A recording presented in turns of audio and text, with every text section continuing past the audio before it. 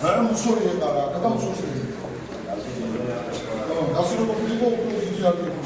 ხანძარი მრავალბინიან საცხოვრებელ სახლში ცეცხლი ბათუმში კობალაძისა და მწვანე ქუჩის კვეთაში მდებარე კორპუსის ერთ-ერთ სადარბაზოში გაჩნდა.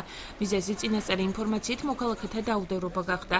სახანძრო სამსახურის თანამშრომელი მომხდარის ერთ-ერთ ვერსიაზე საუბრობს, რომლის მიხედვითაც კორპუსის მცხოვრებლებმა გაურკვეველი მიზეზის გამო ქაღალდები და საყოფაცხოვრებო ნარჩენები სადარბაზოშივე მესამე სართულზე ბუნებრივი აირის მილთან დაწვეს. სოკარ ჯორჯია გაზის თანამშრომლებმა კორპუსში ბუნებრივი აირის მიწოდება დროულად შეაჩერეს. მოქალაქეთა თქმით, წინააღმდეგ შემთხვევაში შესაძლოა კორპუსში აფეთქება მომხდარიყო. ამ დროისათვის სახლის ნაწილს ბუნებრივი აირი არ მიეწოდება.